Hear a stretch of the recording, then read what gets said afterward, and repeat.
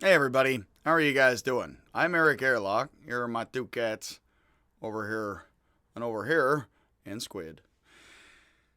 And this is another talk on philosophy. And this is a talk on Schelling, working our way up to Hegel and more German idealism, and then German pessimism, yippee skippy, and a bunch of postmodernism after that, and a bunch of stuff people like. But we are walking our way slowly into German thought. We have been starting to hit the heavy hitters of Kant. We're working our way to Hegel, who are the two big central German idealists in German thought. We had Leibniz and others running up to them. And what we're going to do is I'm going to tell you a little bit about Schelling, and then we're going to jump back. I have not done a video about Neoplatonism or medieval European philosophy yet for the class. So what we are going to do, the cats have somewhat completely somewhat training around. We're going to cover Schelling, and Schelling was a child prodigy who roommated with Hegel, who was the dorm roommate of Hegel. And that this child prodigy was very into Neoplatonism. Now, I got very fierce into how much Neoplatonism and the philosophy of Plato, first and foremost, and then also a bit of Aristotelianism in there, was the vehicle of a lot of philosophy in Europe. As I did my grad studies, I compared that to a lot of Buddhist thought, because Buddhist thought and Buddha and Plato, I know a lot about. And why that's important is that means I know a lot about Greek, Indian, and Chinese philosophy and how those influence world cultures. That's why I did that. I didn't know I was doing that at the time, but as I started to study the world's thought, I started to realize, well, not only does India, Greece, China give you a lot of, it ignores a bit Africa, and not entirely, but Africa and the Americas. But if you study a lot of Indian, Greek, and Chinese thought, you understand a lot of the thinking that has been big in the world. You understand how a lot of philosophy has gotten to the world through religion, which is why I studied at the Graduate Theological Union of Berkeley, California, because UC Berkeley kind of killed their religious studies department somewhat. That's a whole lot of decisions that I wouldn't say is politically left or right, but is complicated, as is my talking funny. But with all of this, I got to study Plato's influence through Neoplatonism and medieval Europe. It's a lot like Buddhism, weirdly. It's a lot of mysticism and serious philosophy. And if you get into it, and if you also get into how Schelling and then Hegel are Neoplatonic, it really draws the world's history of thought together, something powerfully.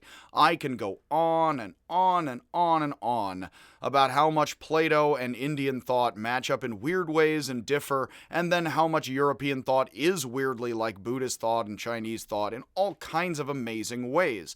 Now, all of these are different cultures. In fact, the different Neoplatonists, the different philosophers we've had so far, have come from different European cultures, languages, etc. But what we're going to do here, after doing Fichte, and specifically saying that German thought is getting into the ego self-drive, and how that is social, and the self is social, and thought opens and closes the world individually and socially as the mind and reality, which is very much proto-Freud and psychology, which isn't so Freud nowadays. What we are going to do, and this is a bunch of stuff I love, is I'm taking my time here working on Fichte and Schelling, and I used to just jump right over them and go from Kant to Hegel, as a lot of people do. But because I actually have the chops to go into some of this stuff in some amount of detail at all, which is not much chops, but some, quite a sum and some, is that we're going to get into Schelling, and then I'm going to stop and quickly cover the basics of Neoplatonism, which is, of course, a whole bunch of 1,000 plus years of a bunch of stuff, but I'm going to cover just the most basics of it that Schelling was into, that Hegel was into, and then we will be on a point that after covering Fichte making thought social and covering Schelling making German thought very much again reviving Neoplatonism, especially in Hegel's dorm room, then we're going to be able to have Hegel, and Hegel's thought leads to a ton of German and French thought. So it's really cool we're not going to cover much about how Neoplatonism is kind of like Indian thought in this lecture. I have tons of talks on Buddhism and Indian thought. Please check out all of that. I will in the future try to find time to make more direct videos comparing things outside of my direct class lectures. I constantly compare and weave things in and out, but I'm going to find time to make those videos when I have time for those specific subjects. Right now, we're going to get into Friedrich Schelling, who lived from 1775, missed it by a year. How unlucky, you know. I'm an American, so 1776 is a mighty fine year indeed. Schelling was 1 year off. That clearly shows he was a prodigy, but not that talented. And he died in 1854. He was a student of Fichte's, as well as Hegel's roommate. So Hegel and Schelling are learning from Fichte, and the three become decently tight. They become decently known to each other, and their thinking is all quite similar. Hegel is ultimately going to beat Fichte and Schelling in the popularity productivity game here. So ultimately, Hegel is going to pull ideas from Fichte and Schelling and then give it a bunch of a whole Newtonian history of human thought all over the place, and that's why Hegel actually kind of wins. I was thinking about it, Schelling really does supply a bunch of the brilliant Neoplatonism, but he didn't really he didn't break from Neoplatonism enough, and he didn't write it all into a new system post-Kant. So actually, Hegel really picks up Kant and then takes Kant to whole new places in a way Schelling does not seem to have, and to have tried to stick with sort of a psychological Neoplatonism that actually didn't catch on as much as Hegel used those ideas in his own work. So Schelling, as mentioned, was a child prodigy. He attended the university and roamed with Hegel at 16, where he studied Neoplatonism and the work of Kant and Fichte, becoming a professor at Jena at 23, and writing his major philosophical work at 25. It was with Schelling's help that Hegel joined him and Fichte as a lecturer at Jena. Originally, Hegel sent Schelling the manuscript of his first major work, The Phenomenology of Spirit, and asked him to write an introduction. But after Schelling read the work of Hegel, the first major work of Hegel, and found that it basically called his philosophy a stepping stone onward to Hegel does not use the word evolution, is coming in the 1800s with his work early, before Darwin, is more 1850s, 60s, I believe. Maybe he was going on his voyages in the 1840s. Again, I'd have to double check. Poe is coming soon here in the 1840s, and I'm into Poe. And Poe knows a bit of, as does then Carroll and stuff, some of this, or is in around those years, that Schelling finds that he's basically being dismissed as a step of evolution right before Hegel's own work, of course, because Hegel sees everything as evolving to A to B to C to upward himself and then the whole mind of God on earth. And so Schelling refused to write an introduction, basically seeing that it was a work that specifically, of course, contradicted his work and said, no, he's wrong, as Hegel would, of course. So maybe he thought Schelling wouldn't read it over too well. I don't know. Influenced by Neoplatonism, like Hegel, Schelling argued that duality, polar opposition, is the expression of nature and essential to our reality, primarily the opposed forces of expansion and contraction. I'm going to step back here on into Neoplatonism right here. That Schelling, as many Neoplatonists and Buddhists and Indian thinkers and others, use light as a metaphor for mind and thought. Expanding into darkness. Remember, Locke says that we are a blank page waiting to be filled with writing, a dark room waiting to be filled with light. That we are life expanding oppositionally into space and time for Schelling, out of something like metaphysics into space and time. That's very Hegel, because he is going to say the mind is the structure of the French Revolution and all the stages before and after that. So, which there are many stages for Hegel in his life after that, at that point. So up to that, pretty much, all of history, to the back and right of the left and right of the French Revolution. And as we know, all that stopped going back and forth, right? Nope. Yeah, that's still all relevant. That's why Hegel's very important to a bunch of people, because he's like, oh, it looks like history rocks back and forth, kind of left-right. Look at these kind of paradigm shifts back and forth, and people still find all of that thinking foundational, even though most people are not at all strict Hegelians. Zizek, again, is trying to be a neo-Hegelian and says we have to be more Hegel than Hegel, but by saying that, Zizek very much is suggesting Hegel was a bit off in the 1800s in plenty of ways. We can out-Hegel Hegel and thus Hegelize Hegel. More so, of course, which doesn't suggest he was entirely right.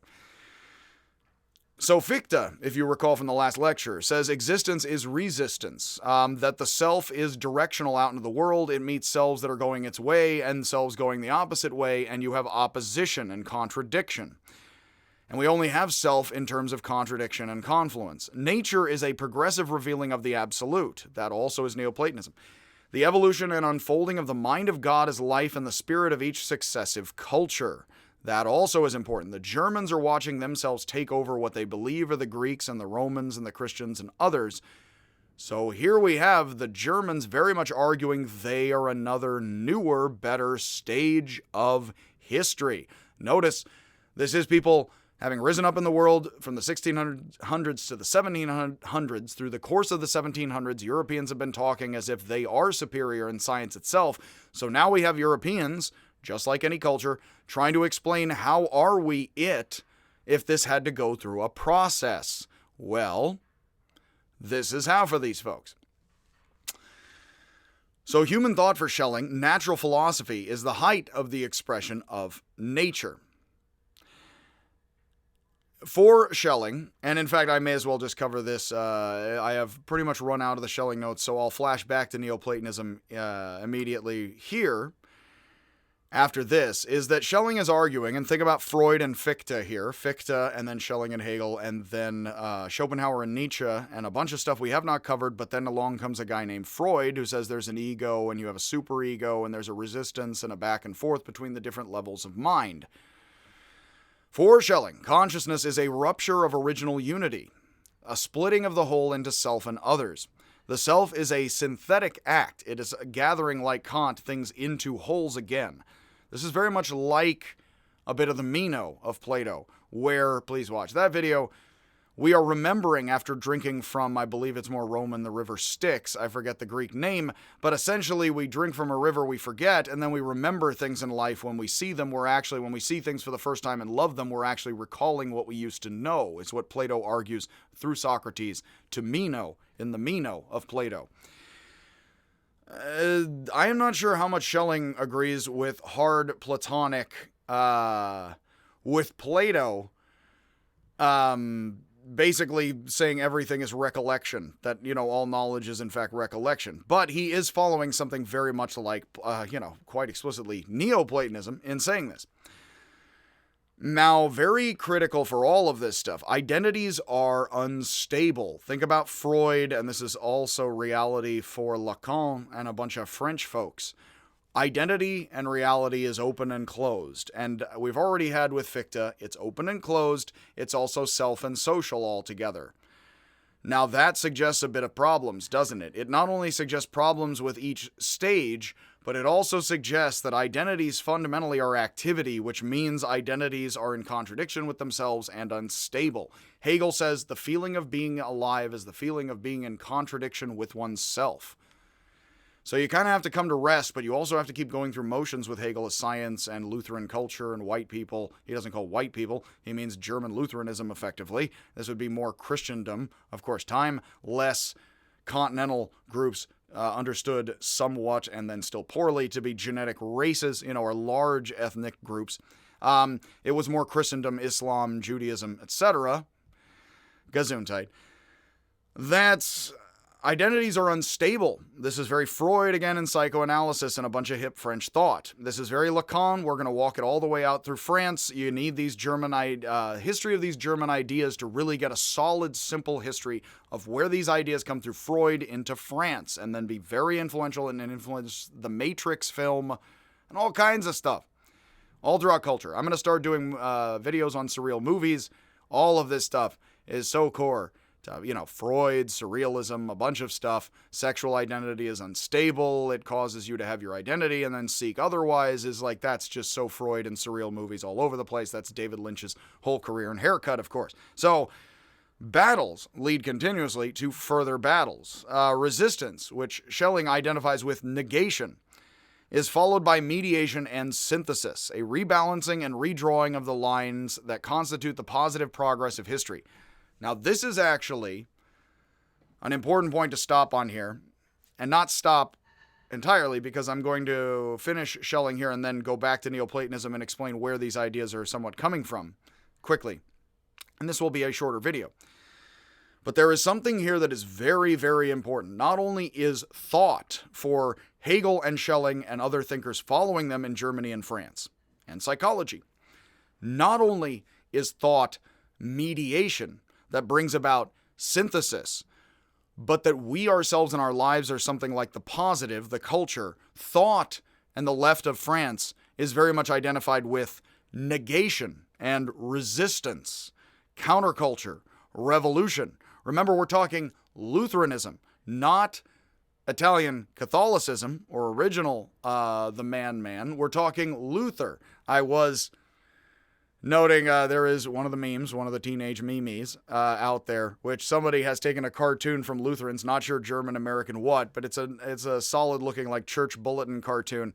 It's Martin Luther. This is probably not a Catholic bulletin, one that my mother would receive or what have you, is that there's a cartoon, very modern, just simple, painting, sort of semi-realist, somewhat artistic, impressionistic a little bit, and it's Martin Luther, and he's confidently nailed the theses to the door, the 95 theses, which are his points against the Catholic Church that he thinks the Catholic Church is screwing up on. Originally, Luther didn't want to leave the church. He wanted to remain, effectively, I believe, a monk, and he wanted to continue to work and do stuff, but ultimately a bunch of power backed him and kind of was like, you know what, we're going to split off, which originally he was not the biggest fan of, and then, all that happened. This is not my area of specialty, actually. But in this meme, he's in the memes, he is nailing up the thing, turning away from it and looking upward. This is not a very Catholic thing. He's looking upward after having nailed the thing, and he's still nailing it to the door, but he's turning away as if like, I'm inspired by God, to basically do this and revolt against the Catholic Church and turn away from the door of the Catholic Church symbolically, which Luther may not have done well. He's like, let me back in after I nail this thing in there. Is that he, of course, is looking beyond it, having still nailing, mid-nail, the theses. He looks up, and he's very much looking up to Lutheranism and God and beyond this to higher culture, contradicting the Catholic Church with the theses against, in words, the Catholic Church and doctrines and stuff and their positions. I'd have to get I'd have to get far more technical and theological here about all of that, I suppose. But it says then in high impact font, as with the memes of the teenagers, it says in high impact font, nailed it, ding. And he's just like, and it's just, yes, it's a good joke. Lutheranism nailed it, And so we essentially have folks who are saying, no, there's higher stages of culture. We're resisting things, and now we're getting to something else. Well, guess what's going to be popular with folks in the 1960s, kids? Take a wild guess. After seeing World War I and World War II and the world kind of rocking back and forth and then having Vietnam and stuff, you find World War I, World War II, and Vietnam and other eras make this kind of thinking, and before that, even the Korean War with the beatniks. Resistance, contradiction, self as contradiction. All of these ideas are going to be very important for German thought, French thought, a lot of art, a lot of culture, a lot of counterculture, a bunch of stuff. So yeah, it's not, as with all of this philosophy, this is not the first time any human being was ever countercultural or thought about that or used words in these ways entirely, but these are the major thinkers whose work then inspires other major thinkers, whose ideas are read by artists and others. I do like to emphasize all this is so human.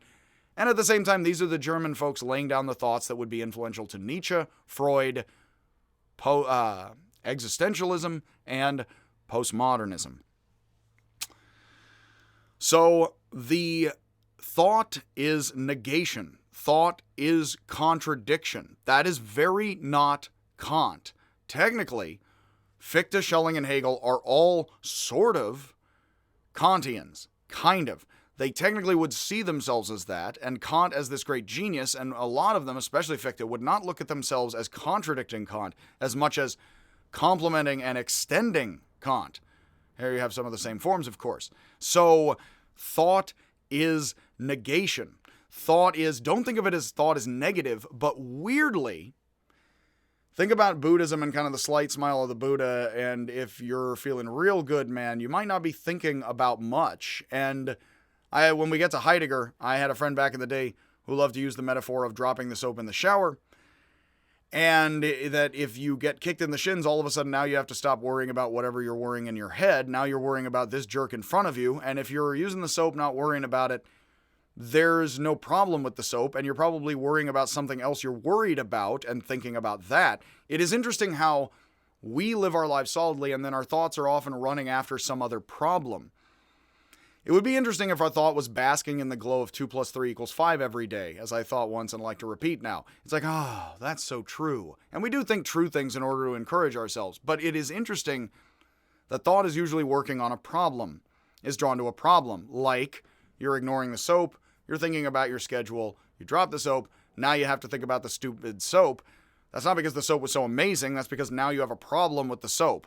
So actually, with Heidegger and existentialism, then after Heidegger is French Heideggerianism and German thought, etc. in France, thought is negation. That is huge for Hegel. At every stage, thought looks at life and is like, meh, and then mediates other forms of evolution that go beyond it. Thought is possibility. Possibilities don't technically exist as possibilities. They could be and aren't. All of this is key for understanding Hegel. All of these are the very simple pieces that are going on underneath all of this. So, it is very appropriate now to flash back to a tiny bit of Neoplatonism and cover how you have positive and negative and open and closed thought in Neoplatonism and what these guys are into that they think they're adding to Kant and German thought or reviving it, and it's always been there in Christian thought itself, as Lutheranism, the original, of course, Greek Orthodox form of thinking. Again, all these Germans are not becoming Greek Orthodox. They are just creating a bunch of different Catholic churches beyond the Catholic Church being not Greek Orthodox. You know, the Russian Orthodox model themselves on the Greek Orthodox. The Catholic Church and Lutherans do not. They're a totally different thing, and at the same time, they're happy to talk about how Greek they are while they don't want Greek immigrants moving into their neighborhood. So, you know, loving culture and happiness and all of that. Again, deep ironies, etc. Waiting for the bus. So, the Neoplatonists would have called themselves Platonists the whole time, that they're just doing Plato. The tradition comes very much from Alexandria, Egypt. The capital city, Alexander, founded in Egypt, that he then was still a major port trade city, that he wants to set up, you know, his empire from Egypt and Persia with that place. It was a center of Greek learning and then Christianity as the years rolled on through the time of Alexander to the time of Jesus and onward. Egypt was very central for the growth and original development of Christianity.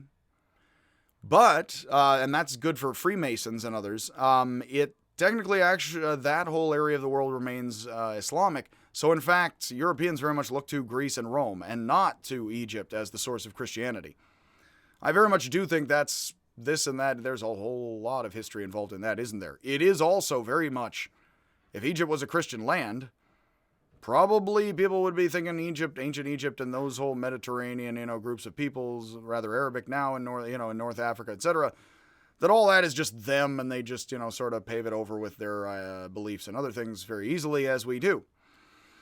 It's interesting to think about. What if we lived in a civilization that praised itself as kind of white and Western and traced itself back to Egypt rather than the Greeks, you know, or and we don't the Romans, because this is a Protestant land primarily.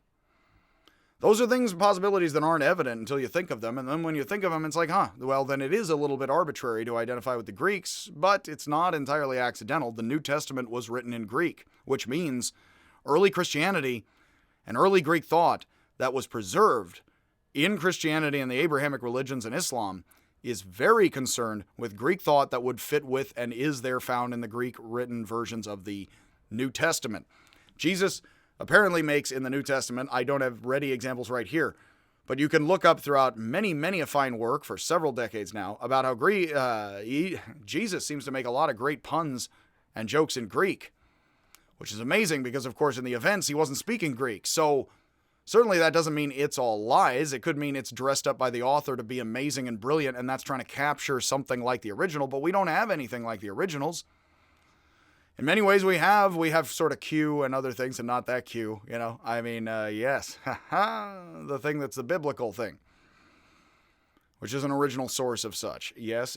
So with all of that, you basically have that there are fragments of different kind of biblical texts not in Greek, but the versions as they are collected are in Greek. So Christian thought becomes Neoplatonic thus, and then that is a lot of what Christianity and then Islam and Judaism preserve in the Abrahamic traditions as what's important. Of course, Judaism wouldn't primarily be interested in the New Testaments, the Gospels and books. They would primarily be doing the Torah and the Old Testament. But that's very much in all that area. So, while the first Neoplatonists were certainly Greek polytheists, Neoplatonism became the dominant philosophy of the three Abrahamic religious traditions, you could easily say. And then with Islam, it became a bit Aristotelian, and then Christians learned a bit of Islamic Aristotelianism. I'll get more into that with logic. So, two texts that were central to Platonism were the Chaldean oracles, which were supposed to be the secret teachings of Zarathustra from Persia, the sorts of folks who are the Magi who come to visit the baby Jesus thinking he is the Sciashant Messiah. And also the second text is the Hermetic Corpus. These are all things that are very awesome to New Agers and other people, and I come from the Haight and living here in Berkeley.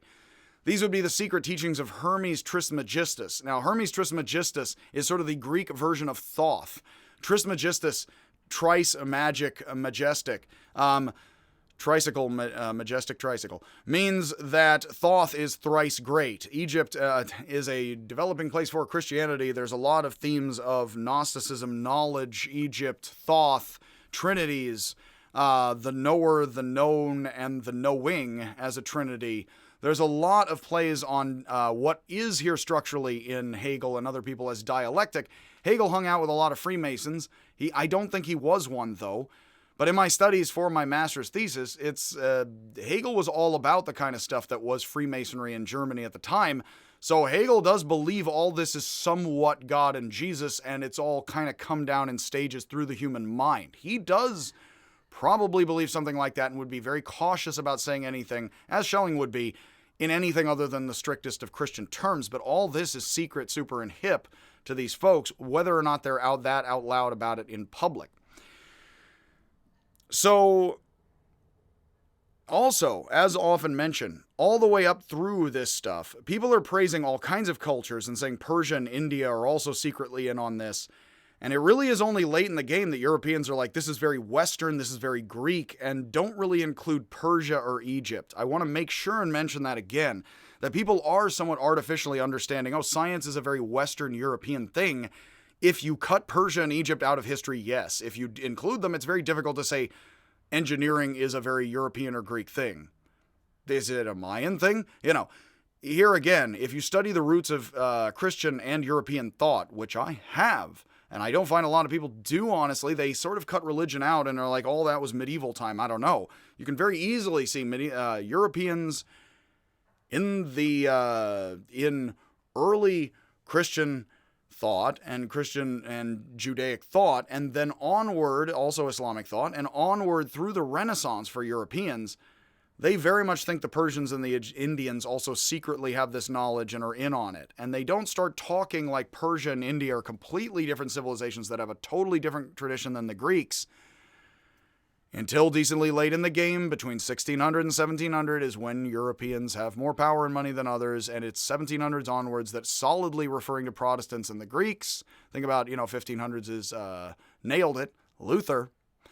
Moving on from that is the time when Europeans, I love harping on this if I am spending too much time mentioning it, what you very much see in this stuff is that these guys think that this is the Freemasonry secret mysticism of possibly China, but certainly Egypt, Islam, the India. Think about the world widening, travel getting easier and easier, and they're like, no, this is the secret mysticism of all the world's cultures. Very much, I grew up in the Haight. This is like sort of syncretistic wisdom, New Age stuff. Very much, the Freemasonry of its day, where they think that they're getting secret Kabbalah and other things, whether or not they say Kabbalah a lot out loud. Very much, of course, I sometimes joke, it's like Madonna's, water, she has Kabbalah water or something she was famous for years ago. Is that, again, like this is all interconnected with all of that. So the most famous Hermetic text is the Emerald Tablet. It's a short set of aphorisms. The line most quoted, as it is suddenly, by Dustin Hoffman, I believe, in the movie I Art Huckabees is, the world is a sphere in which the circumference is everywhere and the center is nowhere. He suddenly says that to one of the characters while he's freaking out, and the character's like, he's his therapist. He's like, what? Wait, why are you telling me that right now? Which, of course, he's like, deep mysticism about your mind. He's like, but I'm freaking out right now. I don't understand. A couple of just 3 quotes that I found that I like that I quote here. Again, this is no comprehensive survey of the text, but the text is a bunch of mystical kind of aphorisms and statements, not a full explanation of anything.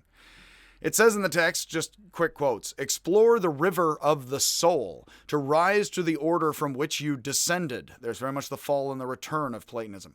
We're going to get to here. When you see a formless fire flashing through the depth of the world, that's like Heraclitus and lightning. The form of things is fire. Lightning is a form of fire, not electricity in the ancient world. And there's a fire, there's energy, there's karma, chi, energy, fire stuff, heat in the body, running through the world that makes it what it is. When you see a formless fire, thunder, electricity, energy, karma, something like, flashing through the depth of the world, hear the voice of fire, the voice of the energy that is making the stuff. It's very Heraclitean. The intelligible knowledge draws open the flower of the mind. This stuff, again, the flower of life is kind of popular in New Age stuff. That definitely sounds like that. Central teachings of this tradition, and the guy who invented the flower of life actually believes he is doing Egyptian stuff through Pythagorean stuff and is very Egyptian Pythagorean. How do we get Pythagoreanism to us? Pythagoreanism died out and got killed off as a cult, but we get it through Neoplatonism. As I detail in a whole bunch of talks about Greek philosophy I already got up. Central to this tradition of Platonism includes the fall and the return, a very famous idea. Now, in those Greek talks, I mentioned Epicurus says there's a problem of evil. Either the gods, polytheistic, do not care about us, they care about us, but they're not all powerful, or they care about us, they're all powerful, but they're not omniscient and they don't know. They care, so it's either that the gods, if there is the problem of evil, if there is such suffering here and in other lands, then why is all this a formless fire order and such? And the Platonic answer I mentioned, which I do say, while I'm not religious, is actually a legitimate answer, I would say is a very Nietzschean answer, and I like Nietzsche fine, plenty, not entirely. He wouldn't want it that way. He's a bit prickly, likes to walk by himself up in the mountains and ponder all of this sorts of awesome nonsense. Which I love all too dearly, all the nonsense and the absurdity of each of these things here. That you basically have something like, if the cosmos is evil and if the gods are there, or God, then they clearly are at least not all-knowing or not all-powerful or not caring. And actually deism is somewhat kind of, not to accuse it of anything, but Mutazilite deism of Islam and then the deist rationalists, they sort of are talking about math as God that kind of doesn't care other than being math. In a sense, one could sort of say, I've never actually speculated that out loud and the thought's just coming to me a bit. It is, but I don't want to hard pin anybody down. Certainly not Kant in saying that he thinks God, is not a caring being. That certainly is not true.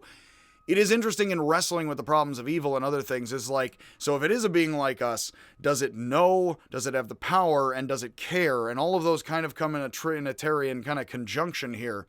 So if you are Epicurus, you're like, clearly the gods are kind of like Cthulhu, as I mentioned in the Epicurus Cthulhu video.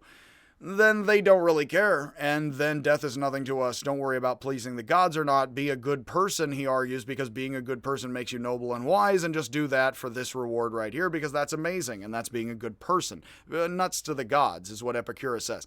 The Platonic answer to this, which then becomes the Neoplatonic Christian answer to the problem of evil, which is very much still, if you talk to any evangelical or believing religious person, why is there such suffering? If you ask a Muslim, why this? Because there's a plan, which means things descend, they fall, famously with Adam and Eve, and then they have to ascend and be gathered back up. Hegel in his logic, and I love Hegel's logic, I ignored it, Americans ignore it, Marcuse tells people to pay attention to it in the 50s and 60s, and I do. That Hegel's logic basically says we have to start with the legend of Adam and Eve. He doesn't say the facts of Adam and Eve. He says we have to start with the story and the legend, because he's speaking loosely. He's like hanging out with Freemasons. For Hegel, Adam and Eve may not be so strictly true, but he's not going to go right out there and print that. What he is saying, though, is we know the story of Adam and Eve is very psychological, so let's deal with the mythology of it. But he doesn't say psychological. That word is starting to happen. This is something like Freud, of course, reading Adam and Eve and looking for a certain kind of psychology, and then Jung reading the world's tales and trying to find common psychology in it. Yes? So with all of that, basically, Adam and Eve, of course, supposedly fall in the Abrahamic tradition from grace. They violate, or there is some kind of violation. Let's not get into precisely figuring that out, because there's many different twists and turns in there. And, of course, different versions of the story, and then the story's evolved, and in fact, it gets told differently later. But if there's a fall, however there is, then all of this evil is actually redemption, of course. And that, before you say, well, that's just justifying the evil of systems, the Catholic Church, Lutheranism, and culture, yes, but it actually is very powerful and good, as with all these philosophies. Sometimes these philosophies definitely are sounding like they're telling you the wrong thing in this or that circumstance. But at the same time, of course, it is also the case that telling people, hey, all this bad is actually for the purpose of overcoming it, that's not the worst thing to tell people. It's not. So actually, it is the thing where I'm not a traditionally religious person. I do love all of the different angles on this stuff. So if I was, and I would, if I am talking to an evangelical Christian, I would certainly try to just open my mind, argue back and forth. I'm not going to try to completely convoit anybody, myself, you, one way or the other. In arguing about this, if I did hear an argument back and forth between two folks, I am not the most traditional, nor certainly the most evangelical at all of people. Not for a particular religion, let's say, but in trying to say, hey, the human mind is the human mind, if a Christian did say, well, all this evil is for the purpose of good, and was accused of somehow participating in evil and justifying evil that way, I would nod and say, yes, no, those things are used to justify evil. However, actually, I will stand up for the fall and the return, especially because that kind of thought is very important in the hands of Hegel and Nietzsche. Nietzsche thinks it's a jungle out there. It's not a Hegelian Lutheran triangle and pyramid with the Freemasons. You have to fight, and that's the only thing you get out of life is the fight and the winning and the awesomeness. So that, of course, is more individualism, and that can be quite redemptive. Again, the individual, like with Schelling, is the struggle against the whole thing. So actually, Nietzsche would like a lot of Christianity, did, and then takes it and uses it how he wants to. And of course, we'll get to Nietzsche after we get to Hegel, and then Schopenhauer, and Kierkegaard. And then we will have a chance to talk about Hegel. Move from my mistakes to Nietzsche. So, before we leave that though, and this is already as I thought, being able to stretch this out into a whole talk, there are two motions, positive and negative, that are very important here. And when I learned about these, I definitely was thinking to myself, you know, I think I'll write my master's thesis on something like Neoplatonism and Hegel, and that's what I did around the figure of Eriugena, who is basically the Irish philosopher guy that's going on, the Scot of Ireland, the Scottish-Irish philosopher guy, Scotus Eriugena, which is actually the Scot from Ireland, is that Eriugena, which yes, his name is of Ireland, is that he basically plays with all of this stuff and is adding all of, like Hegel, bringing all of these different Neoplatonic thinkers and positions into a history of it.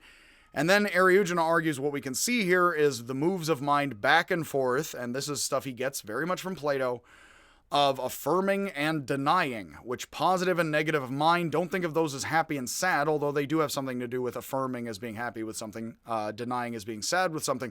But of course, we're not just sad people when we try to change things. So, kataphania and apophania. Thinking, notice, like with Indian words and romantic languages, A in the front of apophania makes it negative. So, kataphania, notice categories, very much kata is like bounding something up, and apo is very much undoing, kind of opening up phania. That is very much positive and negative knowing, knowledge, positive and negative knowledge. Knowing what is and what isn't, as is and isn't, as closure and openness, as talked about with Fichte. So to get back to the one and up into the graces of God and gain the God mind state somewhat, although it's controversial how much one ever does that as a mortal human being, of course, and you don't get to just be God if we're being panentheistic as opposed to pantheist, you have to move back and forth dialectically to open up, understand, and become the whole. Humans occupy a unique place in the cosmos. They have the ability to subsume all the motions of things low and high. Eriugena says, and I put in my thesis, is that we are both the angel and the worm, is what he says. And that is very Taoist, actually, although he doesn't know Taoism from China. In order to get to and I'm very into how Taoists and Buddhists in China and India, respectively, they say things a lot like this as far as basic human psychology, and I love to, of course, suggest ancient people weren't just foolish. We're trying to suggest what they thought was amazing, going back and forth with openness and closure in the mind from viewpoint back to viewpoint, back and forth, like an argument, like philosophical argument between viewpoints, is good and nourishing for perspective and unifying the mind as disparate things that need to be integrated and synthesized, a la Kant, his speak, into greater systems. So humans are the one fallen away from itself. God, in a certain sense, chose to have all this happen, Hegel is suggesting, in order, and it's very Neoplatonic and then Lutheran to suggest, the whole reason we're going through all this struggle is because it's God's plan for us to be redeemed and to have the whole knowledge of angel to the worm. So how are we going to have the whole human experience unless we fall to the worm and rise to the angel, and then have the whole worm to angel in our being and as what we are? By this point in Christianity, we already have that Satan and Nietzsche and then Bataille and other Nietzschean thinkers will be a bit countercultural and a bit proto-satanic, of course, where they are somewhat like, well, Satan rebels, that's groovy, man. I saw online the other day, it was actually, somebody did say online the other day, there was a church sign, I don't know from where and which great state of our union, and the more perfect onion, is that in there it says, remember, Satan was the first person to be countercultural or something like that. It didn't say countercultural. It actually said something, it was much more relevant to like one of the issues right now. But it was basically being put in terms of, oddly enough, these, a lot of folks would be countercultural. I don't need to wear a mask and I'm against the government, but also think that they're actually the true people and that they are not rebelling like the evil rebels, of course. And we just are everybody. We know this as our culture right now on all sides. So in a certain sense, the church sign, though, was effectively saying, remember, Satan was the first countercultural kind of denying of the way of things and pushing back. And actually, that is very true here, is that something like Satan's fall, and why does, at least in the later medieval version of the European tale, which is somewhat Islamic, why does Satan not bow? Well, God basically creates humanity in the version of the tale and says bow, and Satan's like, no, I'm higher than that. What the heck? Well, this would be actually some of the explanations of what all that would be, wouldn't it? Why would, and here I'm not obviously affirming either the truth of the tale of Adam and Eve, nor am I saying, the story of medieval versions of Satan not bowing and getting thrown down into hell, which is more when you have Christianity believing firmly in something like punishment, hell, as a specific thing, as opposed to you just die and are dissolved rather than joining the righteous, as mentioned in these lectures already. Which some Christian denominations, I think Calvinism and other things, do believe, is there really isn't a hell, you just dissipate, and that's the correct Christian position, and they justify that with biblical scholarship because they can, and don't find hell so much in the Bible. That basically the reason that Satan, though, once we have the version of you're thrown down into hell, drag me to hell, with, I guess, the bulimia in the horror movie, etc. I do like interpreting all these things, as people do online, that basically the whole reason you go down, that humanity is the one that Satan's supposed to bow to, is weirdly because God makes humanity to fall and then rise, it sounds like. That God knew what was going to happen with Adam and Eve. That God is like, that it's all going to create a better humanity. Which, the reason I labor these theological points, think about Fichte, Schelling, and then you can think about Hegel once we've gotten plenty into that next, which we're going to do pretty much right after a point or two here of history, of a very, very brief summary of the major thinkers here. So this is very Fichte and Schelling, and all this rolls into basic Hegel. So all the main thinkers of medieval Europe were essentially Neoplatonists. Plato was very much the structure of Christian thought, and then Islamic thought along with then Aristotle for quite a while. And who are the most important Greek thinkers? That would be Plato and Aristotle to us now. There were plenty others. They didn't really survive with their work. So that would be Augustine, Augustine, is around in the 300s, the guy who brings Plato to the Catholic Church, says, really like the Gnostics, I was also trying to be at some point, we should really get into Platonism a bunch. Dionysius, who is also pseudo-Dionysius, fake Dennis, who lived around in the year 500s, and was supposed to be the Bishop of Athens, is Dionysius. Now, the Bishop of Athens, that would be a guy who knows Greek philosophy a la Jesus like heck, if we think that Greek Orthodox is the original smart philosophical Christianity. Thankfully, again, the Catholic Church and Lutherans are not converting, so they don't care. But you then have Dionysius going on to Boethius, then Eriugena, who I wrote about, whom and him. Aquinas, who's the guy after Islam gets into Aristotle, who brings a bunch of Aristotelianism to the Thomists and others of the Catholic Church, and a bunch of Europe. You then have Nicholas of Cusa. I've described him and him saying that a circle is eternal. A circle goes round and round and round, which means your soul must be somehow open and unending and eternal to a bit. Ficino, I believe, is how you pronounce the name. Pico de Mirandola of the Renaissance both. Bruno, Michelangelo, Botticelli, as well as scientists like Galileo, Copernicus, and Kepler. All of the stuff that I've been telling you might sound a bit crazy. Yeah, and guess what? A lot of this was the genius thought that anybody knew of at all for a whole lot of the Europeans are proud of, And then it is with Aquinas and afterwards in 1200 that you get Aristotle also. In the Renaissance, Italy was not something that Renaissance people largely would have been known or a part of because you're a Florentine, like the eggs, or as Mel Brooks says, you want to make a Venetian blind, kapow, they would not also have known what the Renaissance was. Funny enough, one of the little silly things I love to say, I know such shiny things, want to hear them, is Renaissance would be a French word. The word Renaissance was a French description of the Italian Renaissance by a French historian 200 years after the Renaissance was done. So they would not have known they were having a Renaissance. They're just kicking, rear at being Catholic, and being Venetian, not being Italian overall. Again, they do have Italian. They have culture. It's kind of like the Athenians in Greece, though. It's that they are of their culture. They know the culture. They also are particularly of their clan and people, plenty. And Italy is getting to be a thing. So Florence would be the place much of the Renaissance, not Italy. And the central power of the Pope had withered, and the city-state trade created competing cultures. Again, it's actually that, and then the unification of that causes the developments. Florentines imported Islamic merchandise, including the texts of Greek thinkers such as the Neoplatonists and Aristotelians. The Vatican Library catalog shows how many books and Greeks that they had yet to be popular. I was just bringing this up to other people. This is another of the points I love to bring up. One of the things I mention a lot is Europe really became most wealthy by 1700. That's very recent. A lot of people just think, Greece and Rome is just so Western Europe, and then that just hibernated for a while, and then people came up recently again. Really, Western Europe is a thing very powerfully, and where it is since 1700. There's all kinds of stuff happening up until then. But what you can actually see, and this is the Vatican Library, you can see how much the Europeans are into book larnin', what year, and how much they are into being Greek at all in the Catholic Church. And where are they going to be Greek other than the Catholic Church? In Greece? Not really. Those are Islamic lands under Ottoman control until the 1700s, when Christians got together to liberate the Christian Greeks from the Ottomans.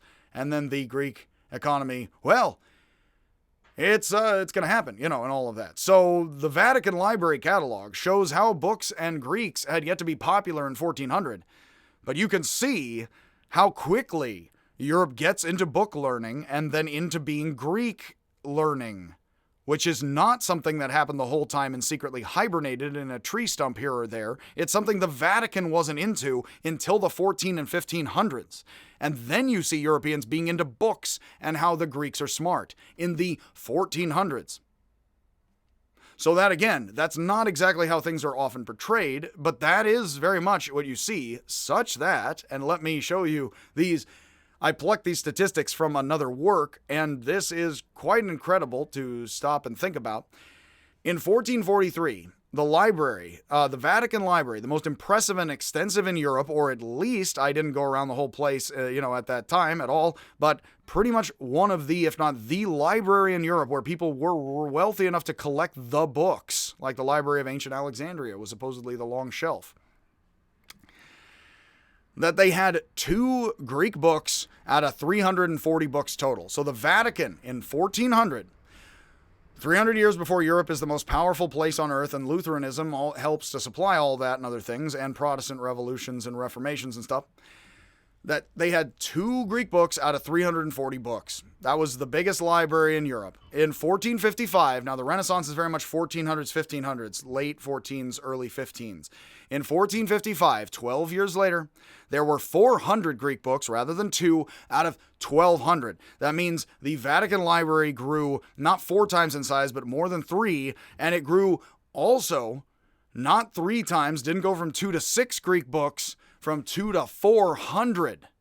You can see, oh my gosh, let's get into a whole lot of Greek stuff, as Muslims are. This is 1400. The Muslims have safely been in their golden age since the year at least like 900, 1000, 1100, 1200. This is the going from 2 Greek books to 400 Greek books in a span of 12 years after Islam is again, and as they are still safely the culture where book learning goes on, and the scrolls and all those forms.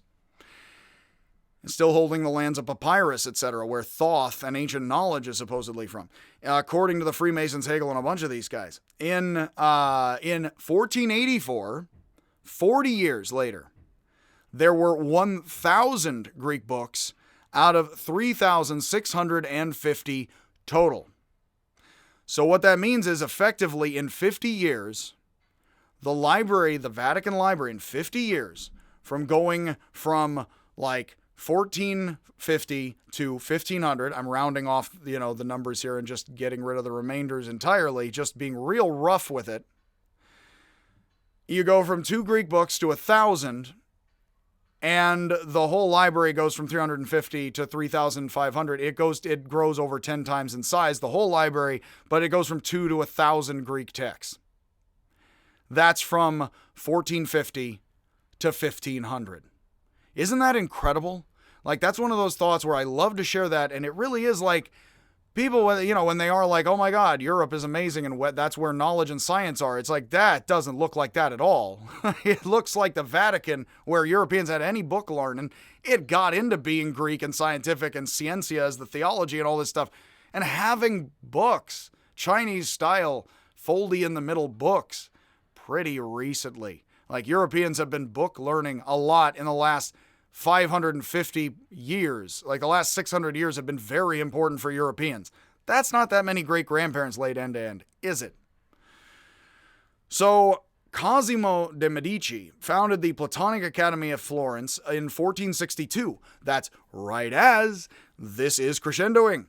And it's a part of it. It's a central part of it. It was not a building, but a regular meeting of scholars, and Marsilio Ficino soon rose, I hope that I'm pronouncing that right, please correct me if I'm not, rose through the ranks to lead it with Pico della Mirandola as a student, his most famous. Cosimo de' Medici, when he knew he was dying, ordered Ficino to put aside translating Plato's complete works and to hurry up and finish translating the Corpus Hermetica, the supposed secret wisdom of Egypt, Hermes Trismegistus, passed to the Hebrews and the Greeks. Plato was thought to be a follower of Hermes and Zarathustra, of Thoth and the Persian guy, Nietzsche will talk about Zarathustra later, who founds monotheism and the first monotheist. This was important to Europeans when they thought Persia was an important place in the world, unlike themselves. Like, that Zarathustra was important to Christianity.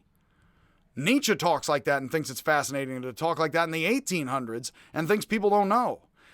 Ficino translated Ma'at of Egypt, balance, as logos, which is a real stretch. Sort of. Balance is sort of logic.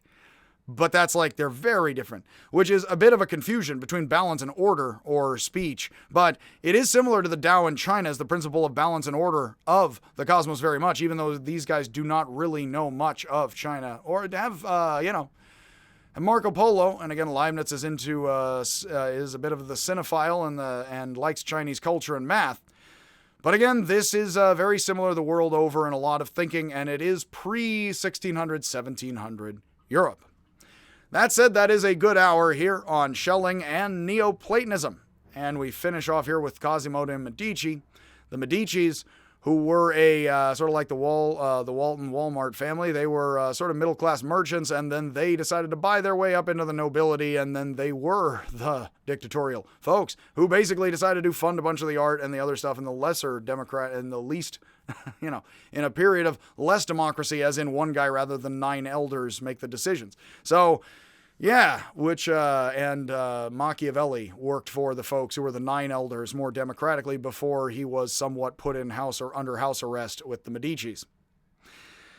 So that being said, much happiness and love all the way to the Medicis. And again, hopefully your library and the Vatican spiral out of control in the Greek book learning, and the Western world continues to be a good idea according to India and Gandhi and others. And again, as always, hopefully you are all awesome and as awesome as you are, and I will see you if I ever see you.